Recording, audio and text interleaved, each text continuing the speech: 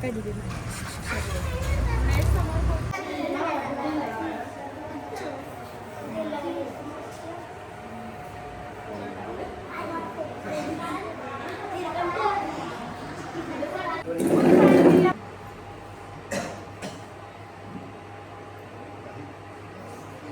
आपल्या सावंतवाडी विधानसभा मतदारसंघाचे आमदार कोण आहे?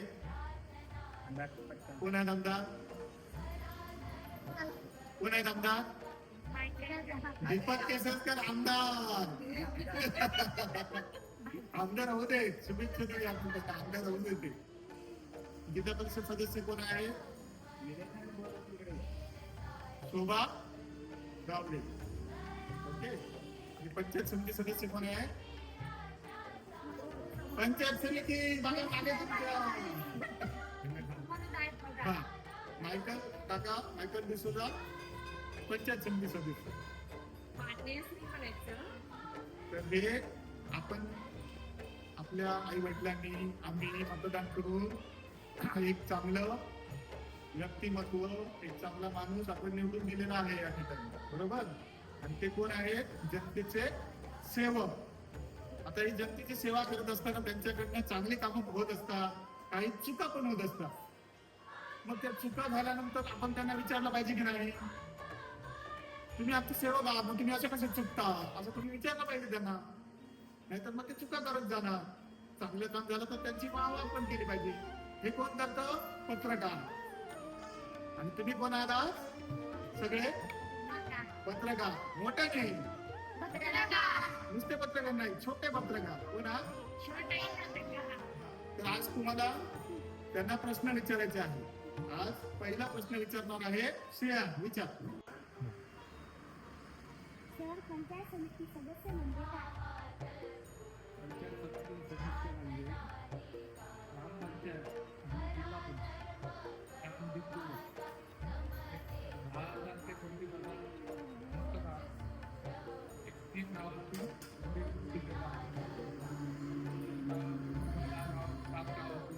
10,000 किंवा तालुका सदस्य म्हणजे पंचायत. शाळेसाठी काय करणार? लहान मुलांसाठी व शाळेसाठी मराठी शाळा या त्यापुढे पण चालू राहिल्या पाहिजे. आणि लहान मुलांसाठी पण कार्ड, खेळ वगैरे मध्ये प्रगती करण्यासाठी मी प्रयत्न करतो. सर, मी पर्यावरण आणि जंगल वाचवण्यासाठी काय काय करणार आहात? पर्यावरण आणि जंगल वाचवण्यासाठी जे शिकारी आहे किंवा प्राणी वाचवण्यासाठी प्रयत्न करणार आहे. आणि वृक्ष लागवड ही मोठ्या प्रमाणात व्हायला पाहिजे, त्यासाठी प्रयत्न करणार आहे. सर, तुम्हाला काय वाटलं? राजकारणात समाजकारण करण्यासाठी मला यावंसं वाटतं. सरकारकडून तुम्ही पैसे कुठून मिळवतात व ते तुम्ही कसे वापरतात?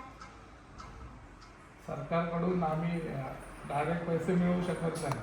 फक्त कुठच्या योजना असतील, पाणी पुरवठा म्हणा, बांधकाम म्हणा किंवा लघु पाटबंधारे म्हणा, ह्या योजनातून पैसे आमदारांकडून घ्यावे लागतात. आमदार नियोजनामधून पैसे घ्यावे लागतात व ते लोकांसाठी खर्च करावे लागतात. सर, तुम्ही दिवसातून किती लोकांना भेटतात? मी जवळपास दिवसातून 100 ते 150 लोकांना भेटतो. माझ्या वैयक्तिक कामासाठी पण मी जास्त लोकांसाठी भेटतो, पण समाजकारणासाठी जवळपास 50 ते 60 लोकांशी भेटतो. लोक तुमच्यावर रागवतात तेव्हा तुम्ही काय करतात? लोक रागवतात त्याच्या मागे काहीतरी कारण असतं. ते कारण लोक उगाच रागवत नाहीत. काहीतरी आमच्याकडून चुका झाल्या तर लोक माझ्याबरोबर रागवतात. पण त्यांचं शंका निरसन करणं हे माझं काम आहे, कारण लोकांनीच मला निवडून दिलेलं आहे. त्यामुळे त्यांचे प्रश्न काय असतील, ते कशासाठी रागवले याचा पहिला अभ्यास करू मी त्यांचं शंका निरसन करतो. मुख्यमंत्री झालात तर काय काय कराल? मी मुख्यमंत्री झालो तर प्रथम शेतकऱ्यांच्या हितासाठी वेगवेगळे निर्णय घेणे. कारण शेतकरी आहे, शेतकऱ्यामुळे हे जग चालतं, हे देश चालतं, हे राज्य चालतं, सगळं चालतं शेतकऱ्यामुळे.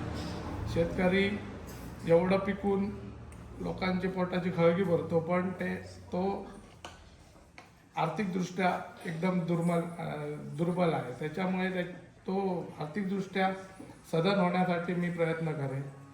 दुसरं एक जे म्हणजे 2 नंबर वर्ग 2 मध्ये जे कर्मचारी येतात त्यांच्यासाठी पण त्यांच्या समस्या जाणून घेऊन त्यांच्यासाठी प्रयत्न करेन.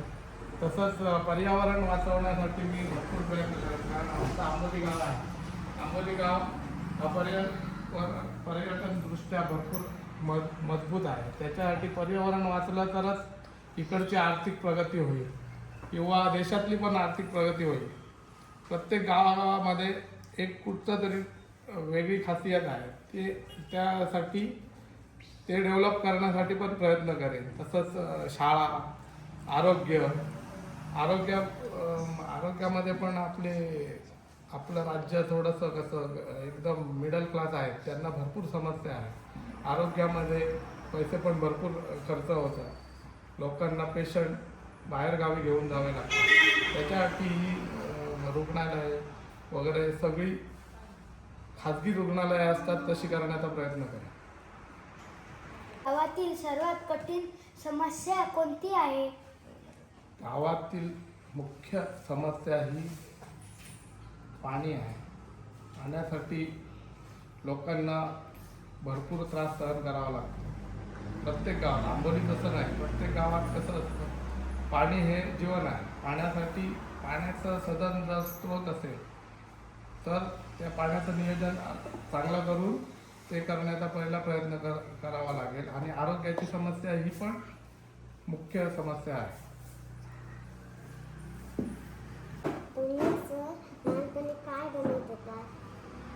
काय बनायचं होतं? लहानपणी माझं असं मोठं उद्दिष्ट काय नव्हतं. मला शेतकरी व्हायचं होतं. मी शेतकरी पण आहे. आणि आता नियोजन केलं नव्हतं, पण मी आता राजकारणात येऊन मी पंचायत समिती सदस्य झालो. ते मी लहानपणापासून असं मनात काय घेतलं नव्हतं. मला शेतकरी बनायचं होतं. मी शेतकरी पण आहे.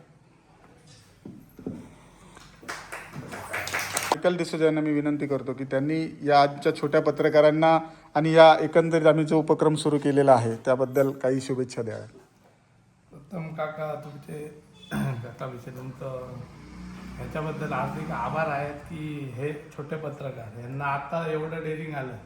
ते मोठे होऊन यांनी असंच डेअरिंग करावं, मोठे पत्रकार व्हावेत, मोठे IPS अधिकारी व्हावेत, शिक्षक व्हावेत. सगळ्यांनी आयुष्यात मोठं होऊन चांगलं काहीतरी बनावं.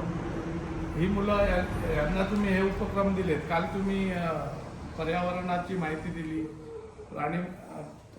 प्राण्यांची प्रेम कसं करावं, जंगलातील प्राणी आपल्यासाठी किती महत्त्वाचे आहेत, किती झाडं महत्त्वाची आहेत हे त्यांना अनुभव दिला. यापुढे ह्याच वयात हे जर शिकले तर ते पुढे पर्यावरणाचा ऱ्हास करणार नाहीत आणि पर्यावरणासाठी ते प्रयत्न करतील. कारण हे आपण ह्या बालवयात जे आपल्याला संस्कार होतात तेच पुढे पर्यंत राहतात. तसंच मॅडम, ह्या अंगणवाडी मॅडम, या सर तुम्ही पण भरपूर प्रयत्न करताय. हे उपक्रम असे जर राबवले तर मुलांना फक्त शैक्षणिक शिक्षण न देता हे पर्यावरणपूरक शिक्षण किंवा हे आता जगात वावरायचं शिक्षण, पत्रकार म्हणजे मोठी काहीतरी पदवी आहे ॲक्च्युली. ती मुलं आता ती जर शिकली, लोकांना प्रश्न विचारायला शिकली, ही पुढे आता शिकतात बालवयात. आता मोठी झाल्यावर पण पंचायत समिती सदस्य असेल, ग्रामपंचायत सदस्य असतील, कुठे काय चुकतील तर ते हे बोलतील. ह्याच्या पुढे पण यांना बोलायचं डेअरिंग येईल आणि चांगल्या प्रकारे संविधानाप्रमाणे आपला देश चालेल, आपला गाव चालेल, आपलं राज्य चालेल. म्हणून हा उपक्रम केल्याबद्दल तुमचे धन्यवाद. एवढंच बोलून मी माझं भाषण संपवतो.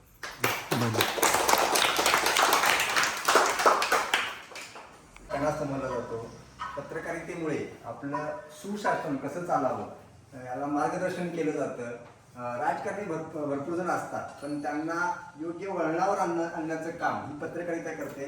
आमचे मार्गदर्शक व मित्र म्हणजे काकाविषयी यांच्या संकल्पनेतून आजचा हा उपक्रम यशस्वीरित्या पार पडला आणि त्यासाठी आपल्या पंचायत समितीचे सदस्य जे आमचे मित्र आहेत आणि ज्यांना खरंच बाबा या समाजकार्याविषयी किंवा समाजाविषयी तळमळ आहे असे नवनिर्वाचित सदस्य निवडून त्यांचं प्रथमतः मी मनपूर्वक अभिनंदन करतो.